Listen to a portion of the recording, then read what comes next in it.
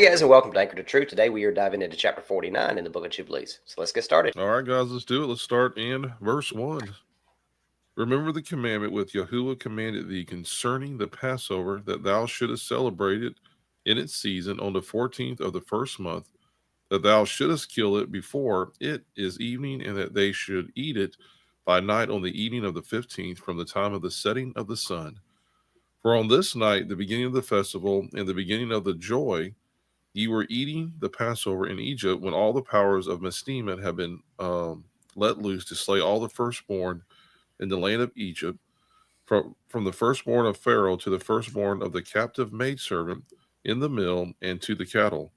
And this is the sign which Yahuwah gave them, and to every house on the lintels of which they saw the blood of a lamb of the first year, and to that house they should not enter to slay, but should pass by it, that all those should be saved that were in the house, because the sign of the blood was on its lintels.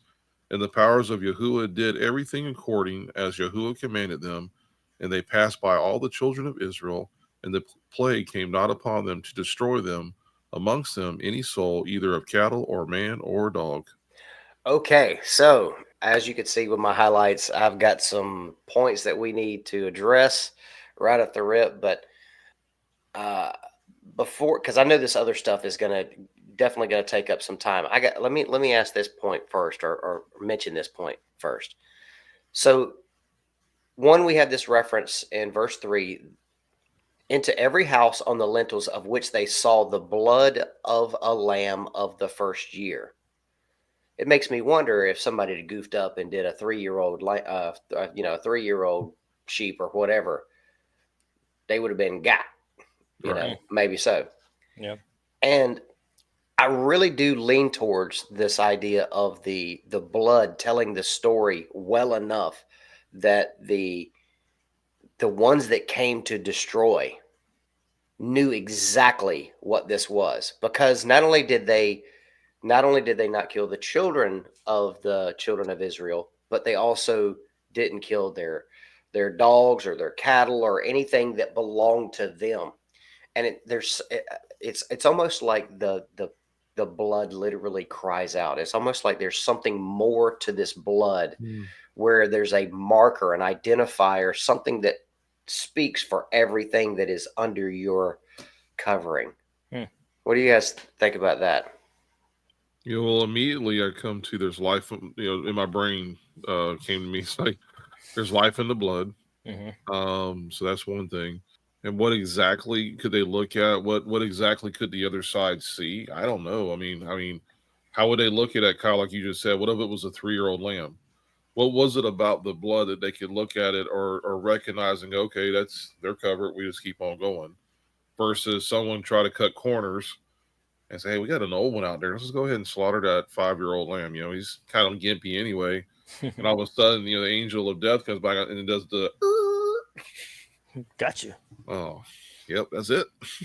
Yeah.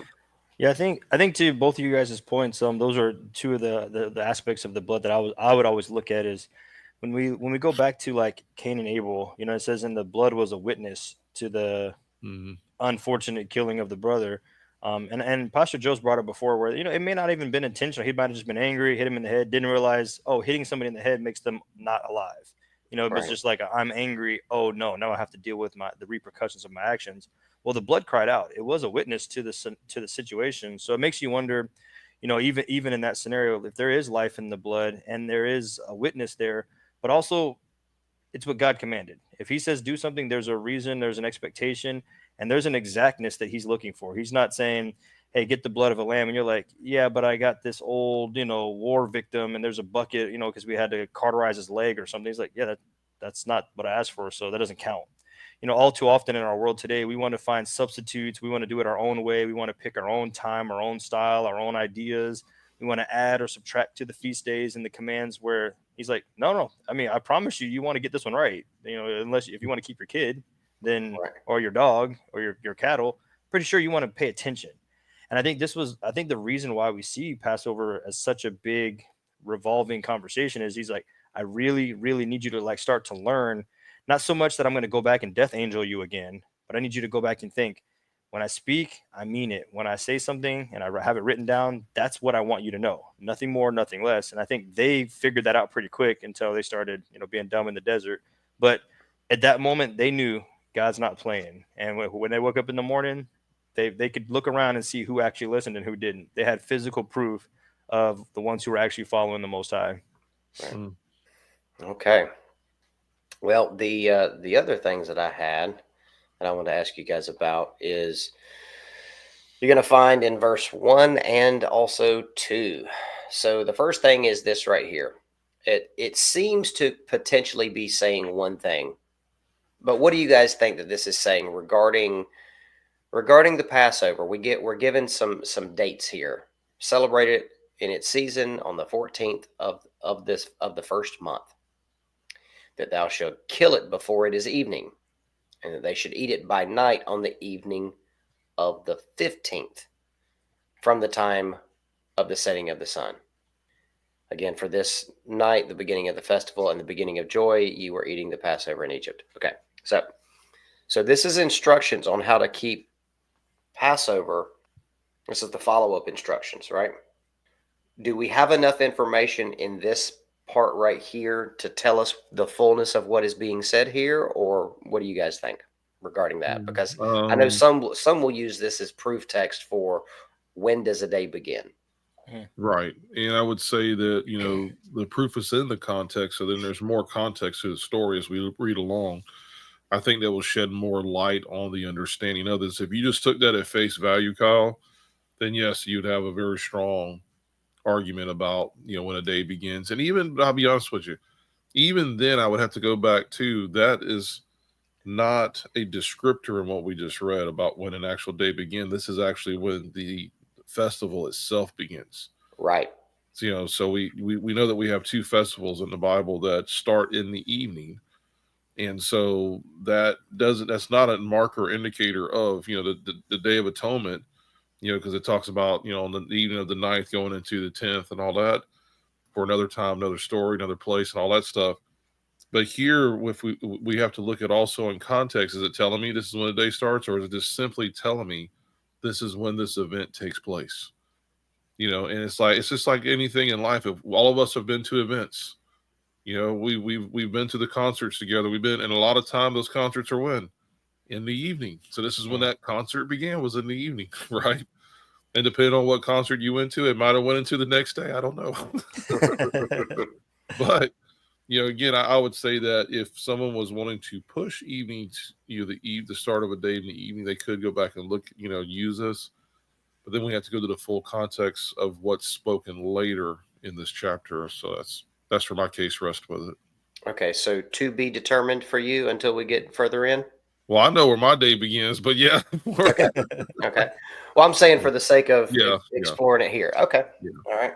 Yeah, so Joe, I have a pretty similar approach to that. I don't think this has given us any definitive times or dates of how to do a calendar. I think this is very event specific, and there's some understanding that we probably have to add into the story. Obviously, we weren't there. We have to go back and read all the accounts, and then the future events of how the Passover was partaken in, like with Yeshua and the New Testament and different things like that, where we could see it a little more clearly. I know the author had a note whenever I was going back and doing some research, and he said that this may be the reason why those dates are kind of funny. Looking 14 and 15 is it may be an error in the manuscript from the Ethiopic, because it always is the morning of the 14th, not the 15th. So it maybe just be a numbering issue or a translation over time with, when we look at Babylonian style calendar, and that they would want to force that number in there to help explain that version of a calendar. Yeah, unfortunately, we do have to go back and look at these things to see if there's a possibility of corruption within the text, and it seems like there more than likely is, because it doesn't line up with the rest of Jubilees that we've read all of Jubilees almost together. It doesn't seem to line up that way either, with the text. So, well, we'll get another little more context here in just a little bit, so hopefully it will tie it all together and that sort of stuff. But yeah, but what I did want to jump into is like right there at the beginning, the very first word, remember. So this is this is Moses writing. I kind of have to keep reminding myself, this is Moses writing these things down at Mount Sinai, in the future. So the angel of the presence is saying, Moses, go back and remember. I know it wasn't that long ago, but go back and remember. Where else do we get a command where it says, make sure you go back and remember the Sabbath? Hey, remember, don't look forward. There's no future event to look forward to. There's no death, burial, resurrection. There's no changing in the laws, no nail to the cross. There's no, hey, in the future, it's remember. Remember always gives you a backwards connotation. So when we talk about Sabbath, it's go backwards to like page 1 of the Bible, where here it's giving you, remember, go back to when you were still in Egypt before you left. And so when he's explaining this process, Moses is going, yep, no, I remember. Yeah, I was there. I actually was the proponent of all the action that was going on. So not only do I remember, I was the dude in the story. So this one's a little easier to write because I can agree with this angel and say, okay, so if Moses doesn't have any questions with the information given to him of his part of the story, Moses then automatically has to assume everything prior was true as well. This angel's telling him details that only Moses would know. And Moses is like, dude, this angel's hitting it like 100% accurate. Like only I would know this stuff. Only me and Pharaoh were talking. No one else was there. So if this angel's hitting my story 100% correct, everything backwards automatically has to be truth. I wasn't there with Jacob. I wasn't there with Esau. I wasn't there with Adam and all these guys. But man, those stories have to be real because the angel's telling me some real stuff. I just noticed something. It's never hit me like this before. I just think this is really cool. Ain't God good is all I got to say. Because, I mean, Yah's timing is so perfect always, right? It's so funny. Like, he even takes the perfect time of year. When you're moving, especially moving in a hurry, you don't want to be doing that in the middle of summer, especially walking through a desert or in winter. Yep. Either way, that's going to be extremely. He picked this time of year. How perfect was it? Mm-hmm. The climate would have been amazing. It would have been perfect weather for doing this type of strenuous labor. The Exodus. Right. Ain't God good? Okay. Well, and Kyle, just to make sure we double down on that, and there in the middle of verse 1, it does say, shouldest celebrate in its season. So I love that small detail because it's easy to kind of overread that. You're like, oh, it's the season. And you just kind of, okay, maybe it's for tacos. And you're like, no, different season. So whenever you go into that, it's saying, this was a springtime thing.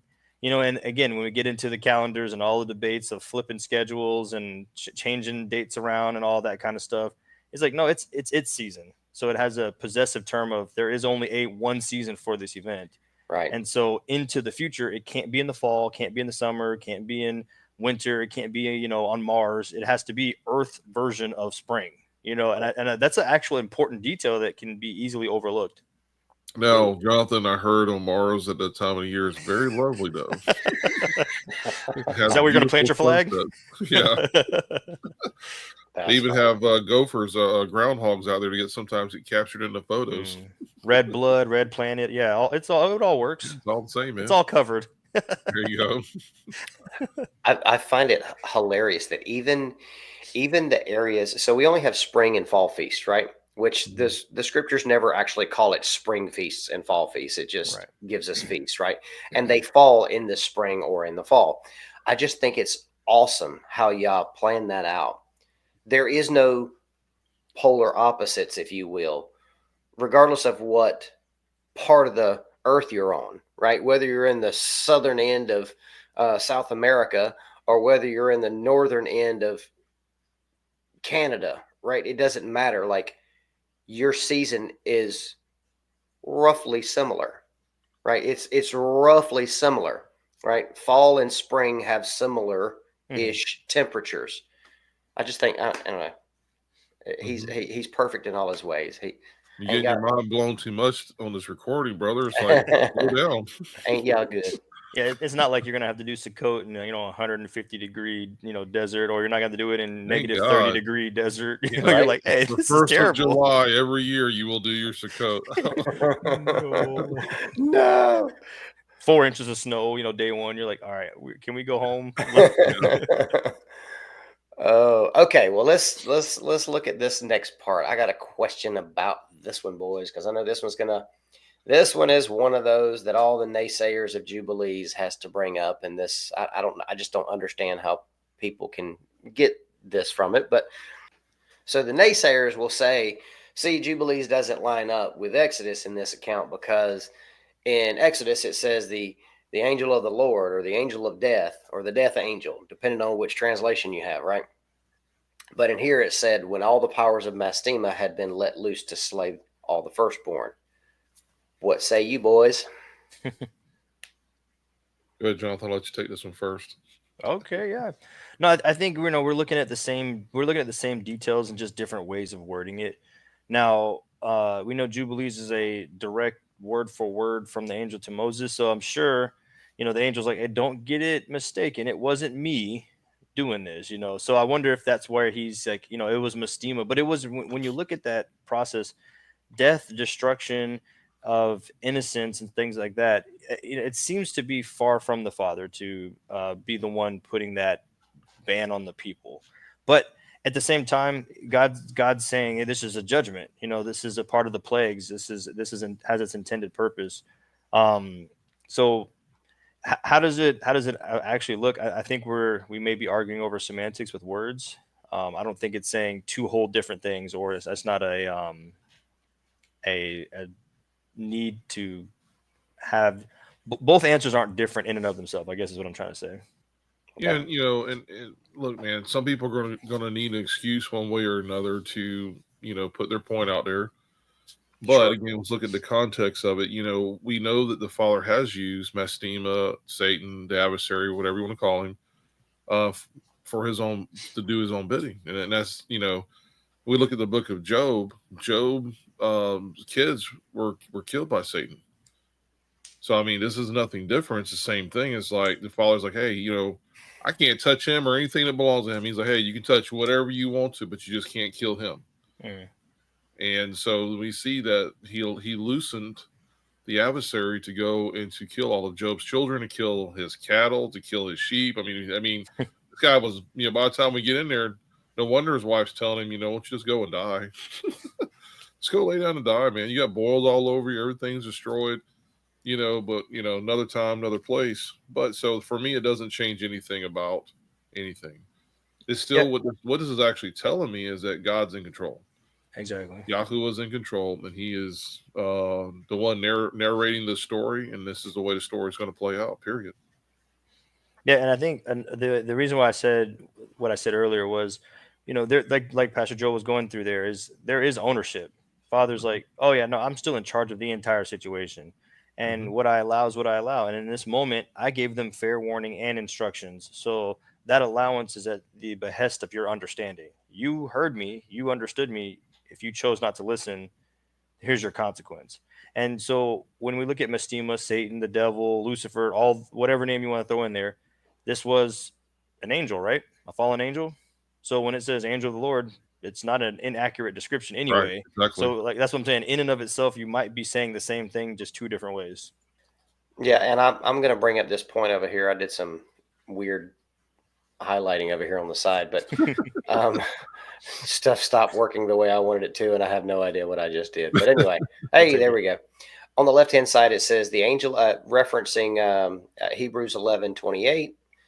This is the New Living Translation. It says the angel of death, that's the quote there, the angel of death killed the firstborn, not Yahuwah, but he allowed it.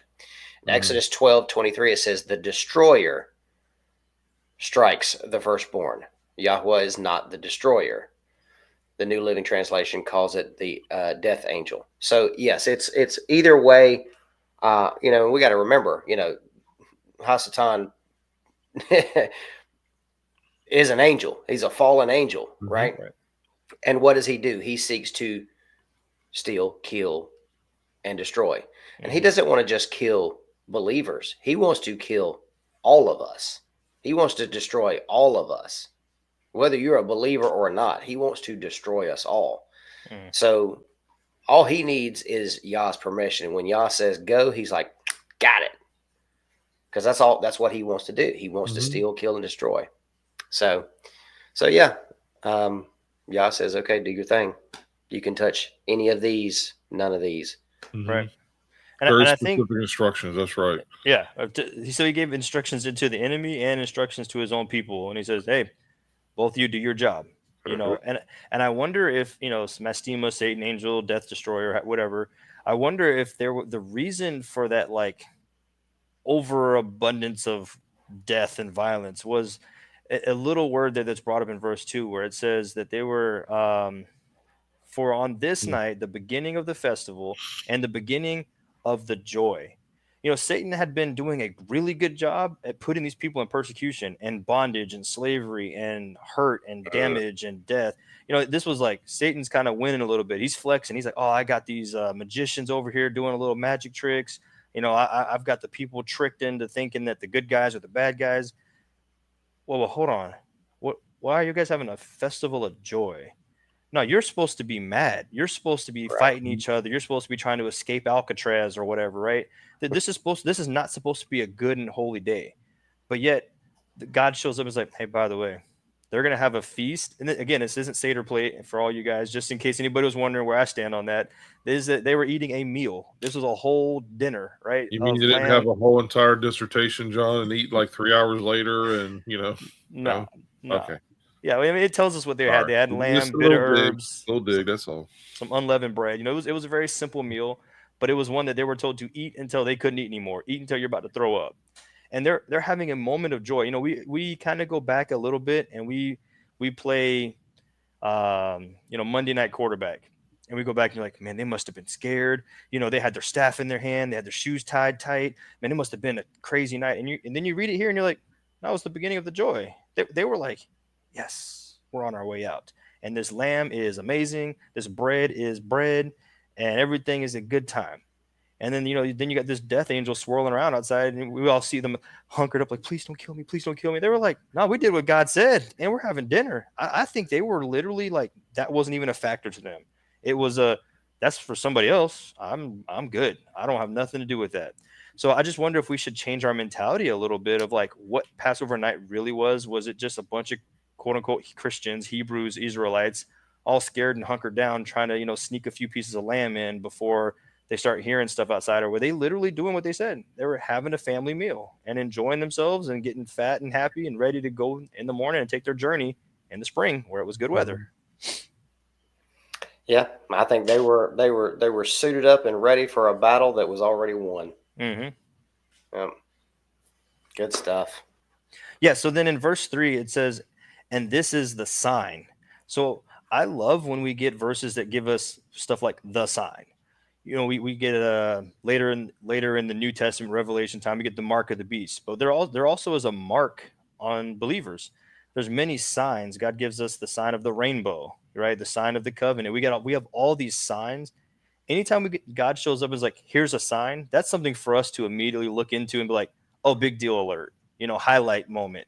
Because oftentimes here's a command that's just for everybody and anybody. If you're grafted in, if you just showed up yesterday, everybody's doing commands and stuff like that. A sign, it's kind of a big deal. And I love that it just starts off, and this is the sign. Hey, just do what I ask you to do, take care of your business, cover the lintel with blood, and that's going to be the sign. And I love that, like even to this day, that imagery remains. We still get the Passover lamb, the lamb that's slain, the blood of the lamb, that imagery, those words, even those descriptions of the Messiah go back to this moment. That's how big of a sign this was. This wasn't a one-off, situation. And when it went through the death angel, Mastimo, however, I love that it said, if you were covered, even your dog, it's like for all you animal lovers out there, it's like even your pet. If it was your family pet and it was something that lived with you, then firstborn of even your dog, your cattle, your dog, your friends, your buddies, your family, it's just like God. He's not going to leave anybody crying on the way out the door when it's supposed to be a joyous occasion. And he's like, somebody is beholden to their pet. Your pets are good too. Jonathan, you said the word sign there so many times. I don't know if you're familiar with the comedian Bill Engvall. He's his whole thing was, here's your sign. Mm-hmm. I was just waiting for you to come in with a punchline or something or whatever. I remember one of the funny ones that he told one time. He says, I pulled into a gas station out in the middle of nowhere. I had a flat tire. He's an old fella comes walking out and goes, hey, son, you got a flat there? He goes, nope. Because I was riding down the road and the other three swole up on me. Here's your sign. Here's your sign. Love it. All right, with that being said, guys, let's get started in verse 5. And the plague was very grievous in Egypt, and there was no house in Egypt where there was not one dead, and weeping and lamentation. And all Israel was eating the flesh of the paschal lamb and drinking the wine, and was lauding and blessing and giving thanks to the Yahuwah, Elohim of their fathers, and was ready to go forth from under the yoke of Egypt and from the evil bondage. And remember thou this day all the days of thy life, and observe it from year to year, all the days of thy life, once a year on its day, according to all the law thereof, and do not adjourn from day to day or from month to month, for it is an eternal ordinance, and engraven on the heavenly tablets regarding all the children of Israel, that they should observe it every year on its day, once a year throughout all their generations. And there is no limit of days, for this is ordained forever. We should probably stop doing it. Yeah, Yeah, I mean, there's no need to do that I'm anymore, busy. right? I'm busy. Call it communion and move on. There you But go. I'm not a Jew. Break a wafer.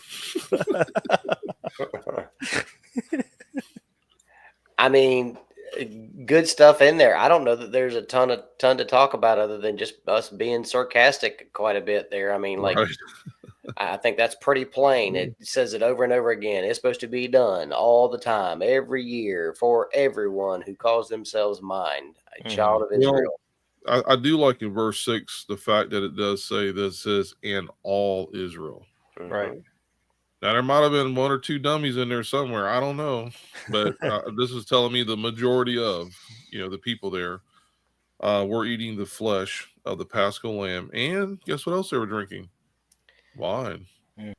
That's, there you go. Yeah, that carries forward. Yep. And there's a little side note from the author right there. If you could scroll up just a tad, Forrest Call. It says the use of wine at the Passover feast is attested here for the first time. It remains in the custom. I mean, we see Yeshua at the time of when he did the Passover with his disciples. What he said, he grabbed the wine and the bread. Yep. That. So yeah. Yeah, this is definitely an interesting section. Like, I know Kyle kind of said this is easy to kind of briefly summarize and move forward, but I think there's a few details in there that I didn't want us to miss. So in verse 5, it starts off with this was very grievous in Egypt. It didn't say in Goshen.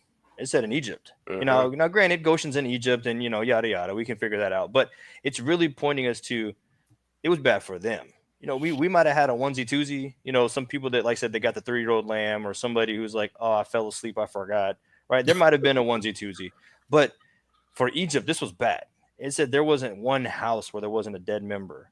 I mean, can you imagine? Like, even just pick a city. You don't even have to get a whole country. Just pick a city where, like, every house you drive by, you're just driving down the street and everybody's out in the front yard, crying and wailing, holding their dead family member.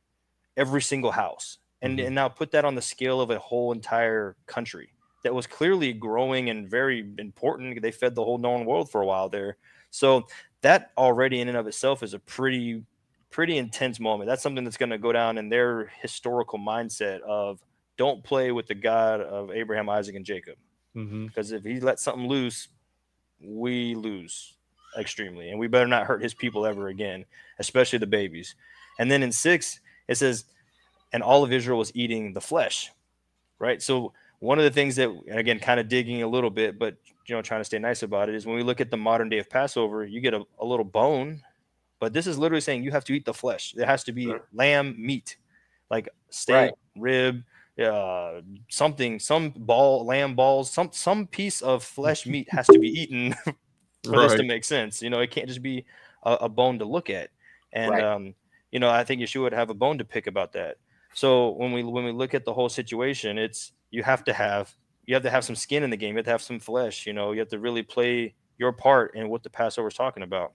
Man, oh man, I don't know if there's any meat left on those bones or not, but I will try. I had to, man. I mean, you got all of them in there, man. I had to get one. Oh, good stuff. Good stuff. How about this in verse 6? While we are looking at that, I thought this was really cool here. So, lauding and blessing. And I'm glad it uses that word lauding and blessing, because when we think about praise, I don't know, most people just think about like praise music. Mhm. you know. But what does it really mean? It means to talk about all the goodness of Yah to everyone. It's singing his praise. It's telling everyone how good he is at all the things he does. I think we lose that a little bit uh, in this modern time of really knowing what praise is. We get it when we're giving someone else praise. Hey man, you did a really good job out there today. Thank you. You know, but praising the Most High, I mean, really digging in. You're the best. You're the greatest. You did all these amazing things, and going on and on and on. It's it's saying out loud the things that it's recognizing and confessing out loud how good he truly is. So I want to throw something on that too, Kyle, because if memory serves me right, when they get when the Red Sea parts, they get to the other side. Of course, water comes back in. The whole army, everyone's destroyed. And I do believe they're breaking out into what we would call a song. I think so. But it makes me wonder too how more spontaneous these songs were, or these words of praise. You know, like today we have a set order. Like when we do praise and worship, we have, okay, we're going to do 4 songs a day, and this is the order of the songs, and this is what we're going to do. But what if we looked at true worship, true praise, literally flowing from your heart, and you literally bust out into a song type, you know, coming out of your mouth, and it's just whatever's flowing out. It's just praise to the Almighty. You know what I'm saying? So it makes me wonder how much of this is that. I'm sure that everyone, please turn to hymnal 357. We're going to sing "Just as Thou Art" or whatever, "Just as I Am," you know, and we're going into the 4th stance of it, you know, or "Walk Around My Bedside, Lord," or whatever. I don't know, whatever you want to do. The 4th stanza is when you're supposed to go down to the front, right? Right. Yes. By the 4th one, if you ain't got them in the front, then they start repeating it again. Yeah. We're going to keep singing this, ladies and gentlemen, until somebody gets saved. So, hey, you know what? We tease about that, but I ain't gonna lie, I was one of those. But that to me is just telling me that this is, and I'm not saying what we do when we gather and we do our songs and all that. It's the same thing, somewhat. But when you praise literally from your heart, there is you know, and the fact that what you were saying, Jonathan, earlier was this isn't a time of everyone's sad and you know, I'm over there overstuffing myself with lamb, and we're just all just pitiful little people huddling in our homes. It's like, no, what it is, it says right there, Kyle, you can go back just real quick. At the end of 6, it says that they were ready to go forth from under the yoke of Egypt and from the evil bondage. They were ready. So, and this goes back to something I've talked about before in our other recordings, was the Father had to put them into a position that they would be ready to leave. If life was still good like it was at Joseph's time, and some guy showed up, my name is Moshe, and I come from the Most High. And he has told me to tell everyone that we need to go ahead and pack up and leave this beautiful land of Goshen and to go out into the desert and go over to a mountain where there would be fear and trembling. And then we're going into a land of giants. Exactly. And then all these things are going to happen, but it's all going to be a blessing. And be like, well, you kidding me, bro? Yeah. You know how good we got it here? We got leeks and garlic, bro.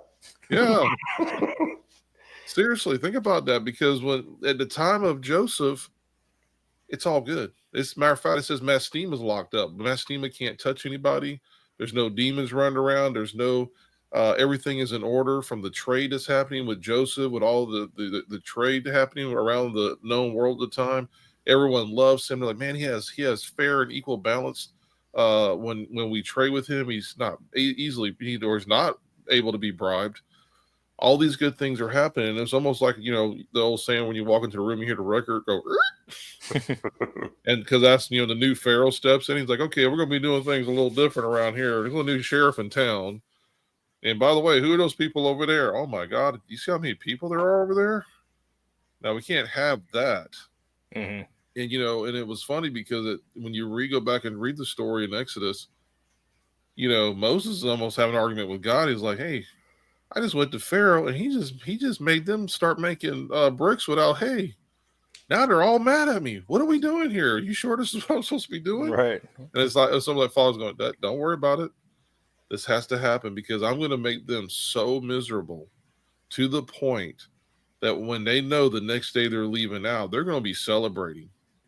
And they're going to be like, thank you, Yahuwah. Thank you for bringing us out of this time of misery and into freedom. And so we see that, again, the hand of God through all of this. He's the one that's making all of this happen. He has orchestrated all this, for the sake of his people. And right here we have it.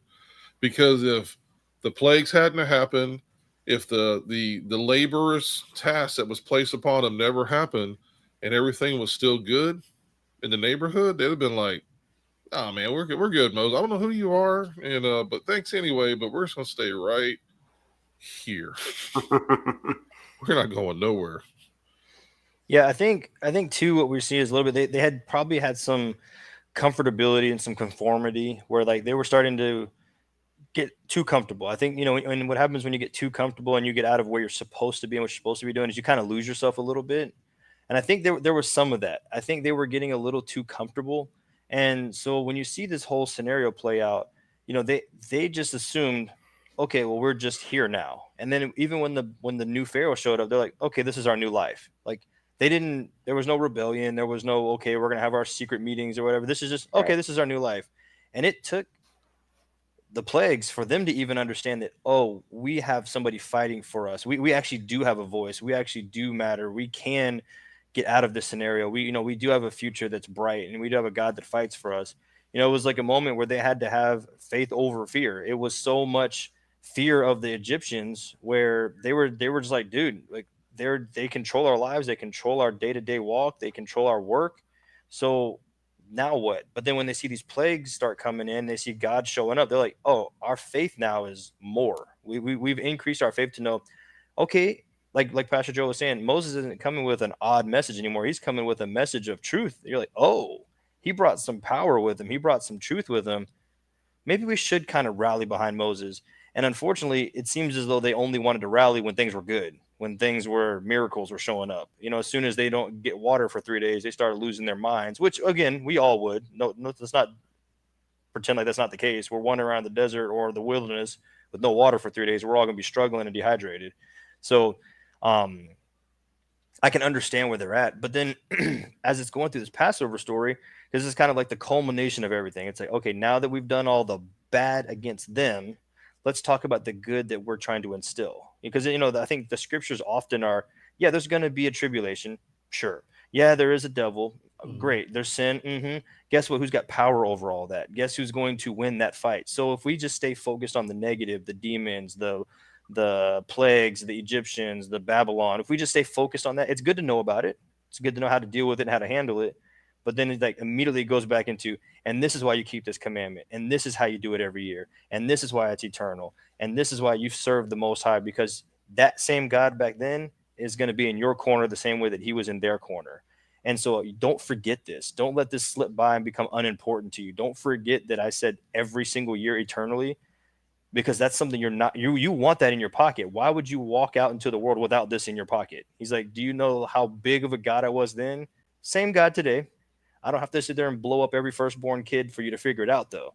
You should be able to figure this out a little more simply. You should be able to kind of understand, God of Abraham, Isaac, and Jacob, the one who rules all things, the one who left us scripture, the one who brought the Messiah down to the earth.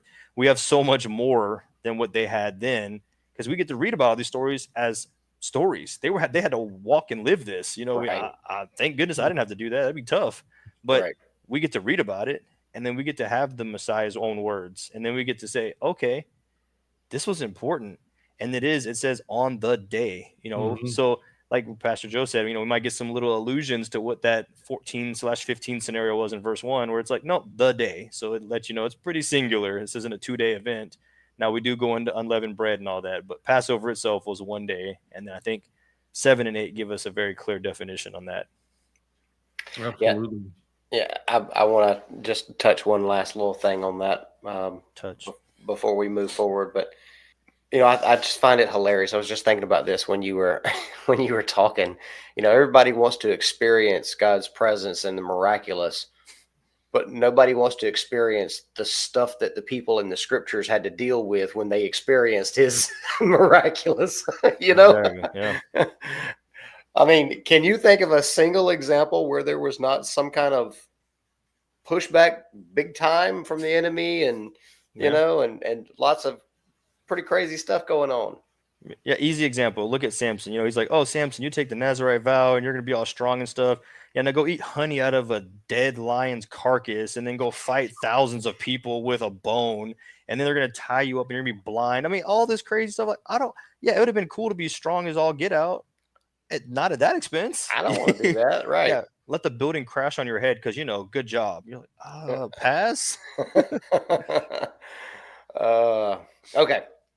So yeah, not to belabor this, but I think this is very, very important.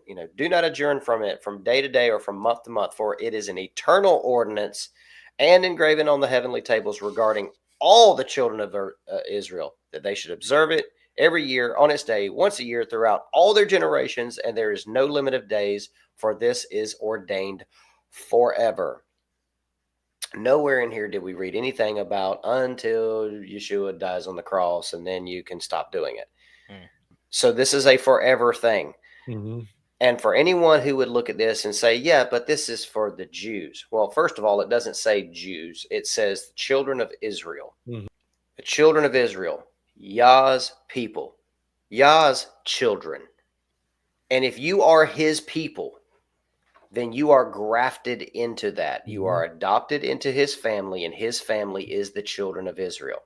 So whether you are a native born or not, it is irrelevant. Just like the ones that come out of Egypt that said, okay, we're done with this, right?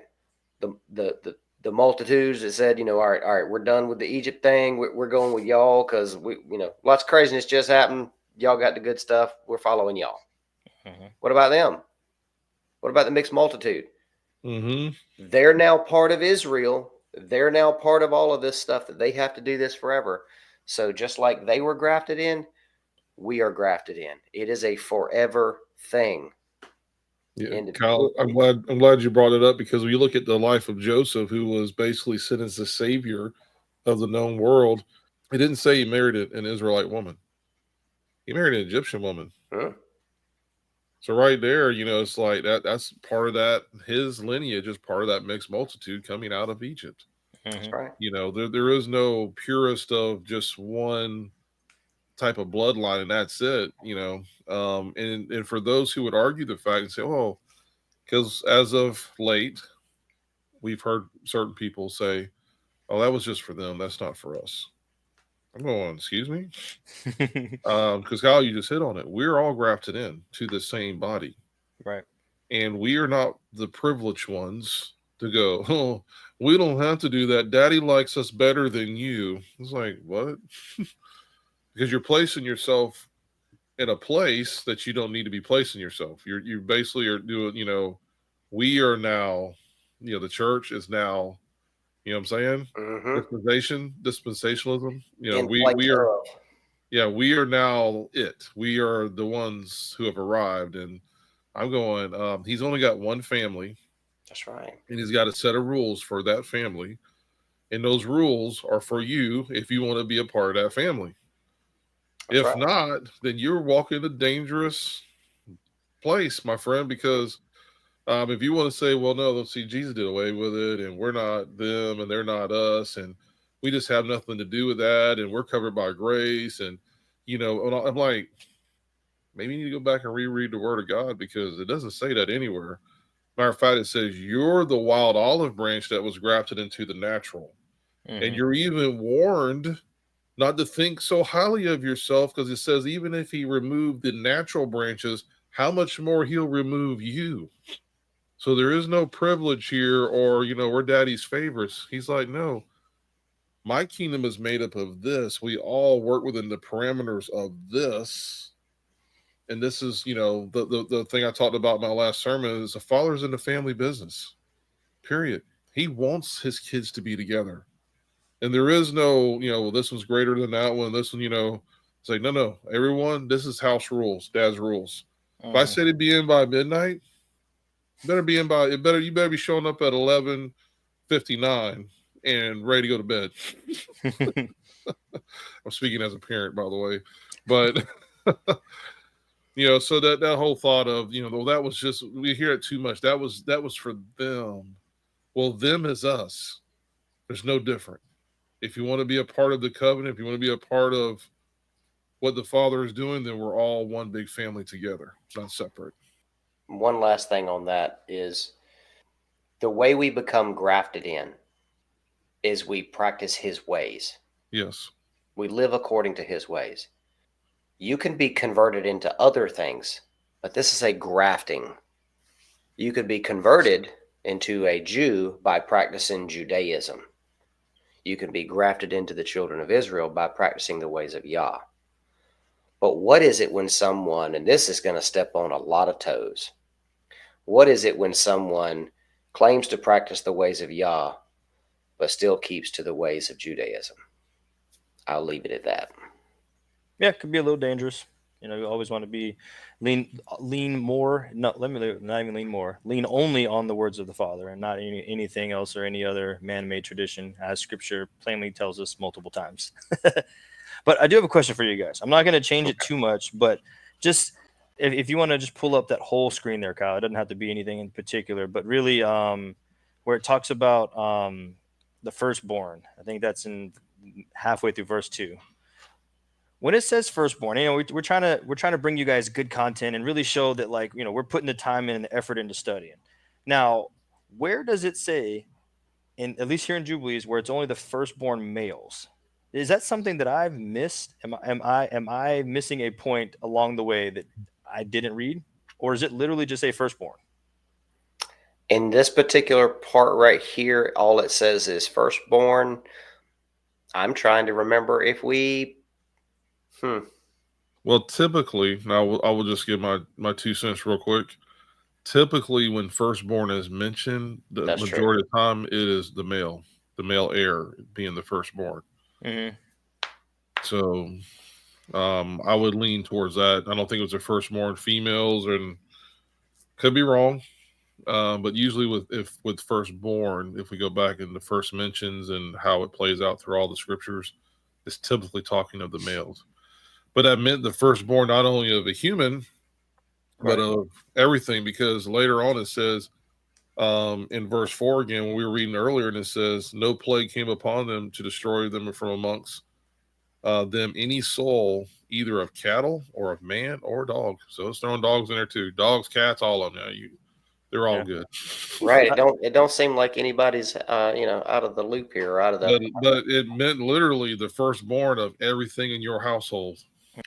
It's crazy. That means in some households there's going to be a mother and a son, or a father and a daughter, or a father and a son, or you know what I mean? Like there could be 2 in each household. There could be 3 in each household. There could be a mother that was a firstborn, a father that was a firstborn, and one of their children that was a firstborn. Right. Yeah. So that there was kind of why I brought that up is so, and again, it's just thoughts in my head, right? I do agree with you guys. I've always heard, I've always kind of been taught, and my mentality has always been firstborn male. Mm-hmm. But I don't know if I really see it. So maybe I'll have to go back and dig through some other scriptures and look through the canon again and see if it specifically says it somewhere. But if not, let's just say, for instance, it is male, female.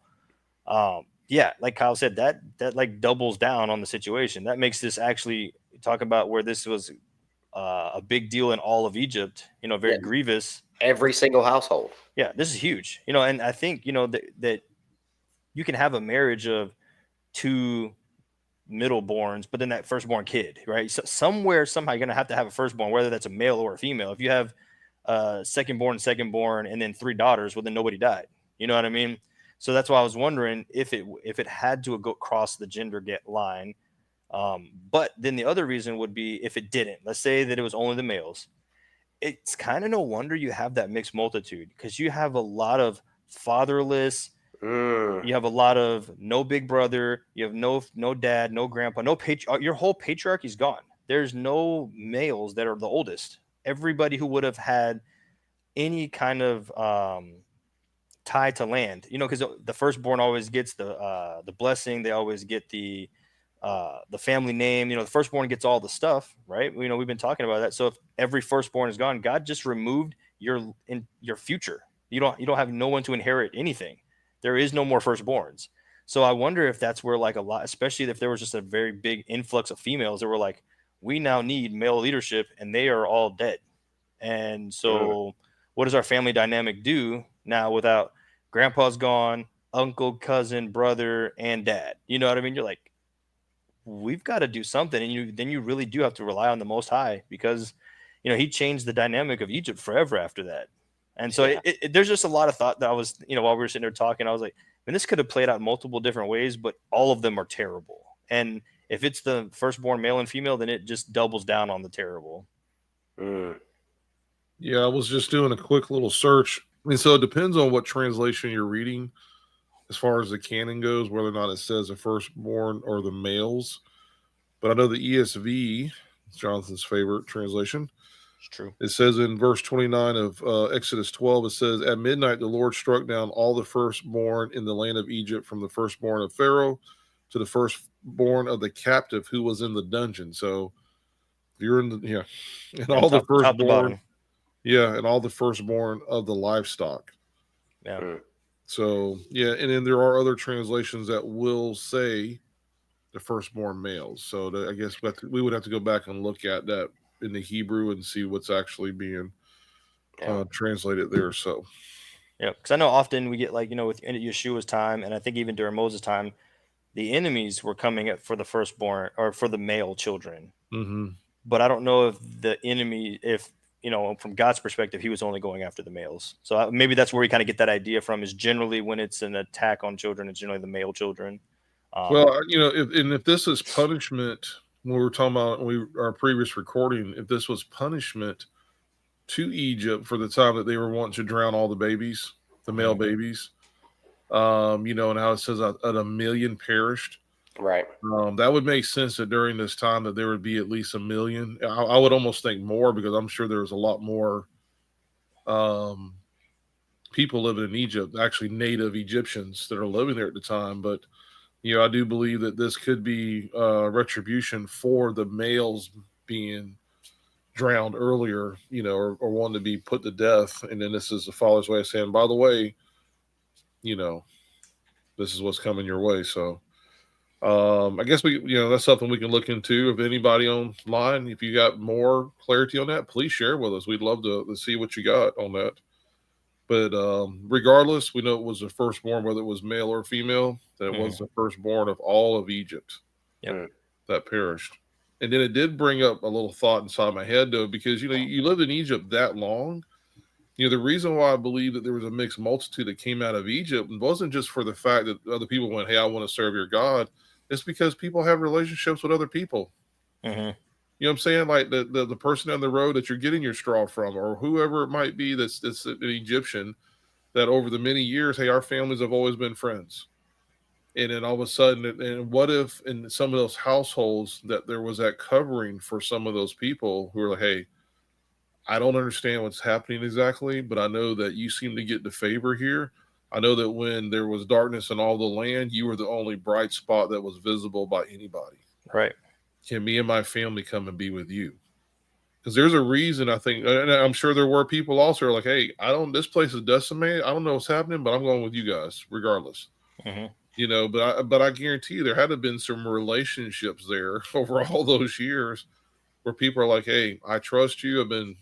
Our families have been together forever. And hey, I'm rolling with you, because there ain't much left here anyway for us. But, anyway. And you're in bondage with like a small family maybe. And then God's like, okay, overnight here in double increase, now your family unit has just doubled overnight, because all these Egyptians have to go somewhere and do something. And, sure, some of them stayed to rebuild, but I bet you a ton were just like, this ain't it anymore. And you guys, like the disciples, well, why don't you just get up and leave too? Where are we going to go? You have the words of life. You speak truth. What else could we do? And I think that a lot of the Egyptians were like, I mean, we could stay here, but our Pharaoh's dumb and dead, and you seem to be doing the right thing. Let's just go with you guys.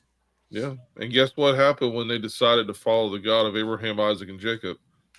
They were grafted in. Surprise. Surprise, surprise. They got to do Passover next year. Yeah. So real quick, I did do a quick little search in the Septuagint, looked at Brenton's translation in the Septuagint, and it does not say firstborn male. It just says firstborn on Yeah. everything. So That was my little bit of research. I was like, I don't know if I want to bring it up because that's kind of shift some paradigms for sure on what was going on. I think it can definitely broaden things a whole lot for us to get a kind of a mental picture of what really took place. I mean, that's just that's a lot. Oh my goodness, that's a lot. Yeah, like I said, that'd be 3 out of 4 in my family. So there'd be nobody left. Yeah, I'm a firstborn. Vicky's a firstborn. My daughter. Yes, there'd be. Yeah, That's tough. yeah. Yeah, it starts off with the word reminder or remember, and I love that when we look at chapter 49, this has been a long time coming. We started in chapter 1 with creation, and then we get all the way to 49. We're like, hey, we're at Passover. Wait, Passover? This is quick, right? But when we look at Passover, this is another time where we get to see the Most High show up in all of His glory. And when we say all, it's probably like 1%. But to us in human world and a human brain, this is the most. This is 10 plagues. All of Egypt's decimated. The people are walking across water, but then it's dry, but then it's not dry for 2 seconds later when the Egyptians show up. This whole story is awesome. We serve a good God who says, I will go. There was nothing that I won't do to take care of my people. But what is it that makes us His people? It's following His commands, doing what He asks us to do, making sure we keep it to the letter that He writes it down. He doesn't give us details and information just so we can scoff and change and adjust and say it's not important or it was something for another people group or another time. He says, do these forever, do it eternally. And one of those things is Passover. That's something that comes up every spring. It's something that's on the Father's calendar. He says on the 14th day of the first month. Some stuff for you guys to figure out. It's not in January. But when he says on the 14th day of the first month and do this eternally, pretty sure he means that. I think that's information for us to key in on, some stuff we probably should go find out if we don't already know it. If we found ourselves following some traditions of man versus what's plainly written for us in the canon and here in Jubilees, where it's eat the lamb, have some bread and wine and bitter herbs. These were the elements that he said, do this, eat this. This is what equals Passover. If you want to be grafted in, if you want to be considered one of my children, if you want to sit at the table one day where Yeshua is going to prepare a place, he's preparing it and there's going to be food there. And this is what we're going to be eating. It's not going to be anything else. It's going to be not be any traditional things from the earth perspective. It's going to be things that are written on the heavenly tablets, things that are written down here for us to go back and review and correct ourselves if we need correction and add if we need to add. But these were good things that the Father said, I want you guys to do this, and I want you to remember it. It's so important. Don't let yourselves forget these moments. Don't let yourself forget the beginning of your year, the beginning of my year, the biblical year starts with Passover. And even Yeshua on one of his last days on earth says, do this in remembrance of me. Amen. And with that, guys, we will see you next time for part 2 of chapter 49, the book of Jubilees. God bless. Shalom. Ciao.